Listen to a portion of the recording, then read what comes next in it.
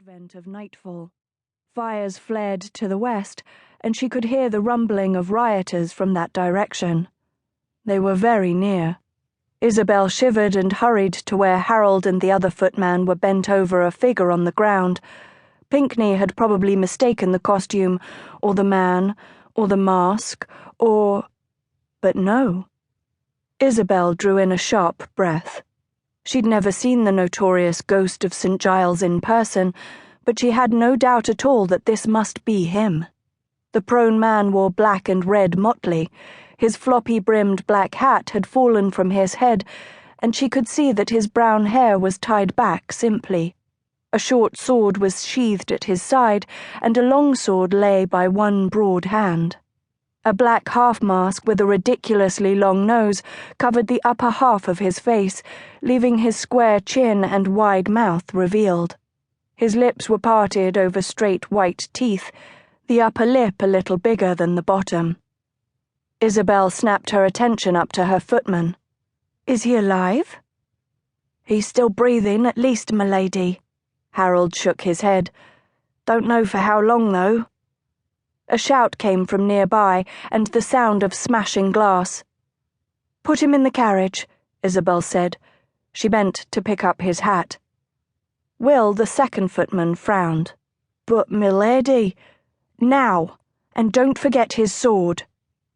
Already she could see a mass of people rounding the corner down the street. The footmen glanced at each other, then as one lifted the ghost. Harold grunted under the weight, but he made no complaint. A crowd gathered at the end of the street, and someone gave a shout. The rioters had spotted the carriage. Isabel picked up her skirts and trotted after her footman. Harold gave a great heave and dumped the ghost and his sword into the carriage.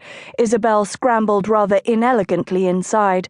Pinckney was staring wide-eyed at the ghost sprawled on the floor of the carriage, but for the moment, Isabel ignored him. She tossed the hat on top of him, lifted her seat, and withdrew 2 pistols from the hidden compartment underneath. Pinckney squeaked in alarm. Isabel turned and handed the pistols to the footman at the carriage door. "Don't let anyone climb the carriage." Harold's jaw tightened. "Yes, m'lady." He took the pistols, gave one to Will, and mounted the running board behind the carriage. Isabel closed the carriage door and knocked on the roof. "Fast as you can, John." The carriage started forward with a lurch, just as something hit the side. "M'lady!" Pinckney cried. "Hush," Isabel said.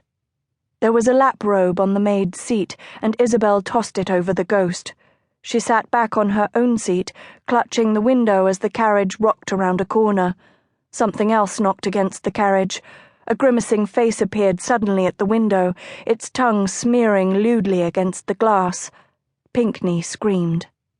Isabel stared at the man, her heart racing, but her gaze steady as she met his eyes. They were bloodshot and filled with maddened rage. The carriage jolted, and the man fell away. One of the pistols fired. "M'lady," Pinckney whispered, her face white. "The dead man—" "Not quite dead man," Isabel muttered, eyeing the robe. Hopefully anyone glancing inside would see a robe thrown carelessly on the floor, not the hidden ghost of St. Giles. She braced herself as the carriage swung wildly around a corner. "Not quite dead man," Pinckney obediently repeated. "Who is he?"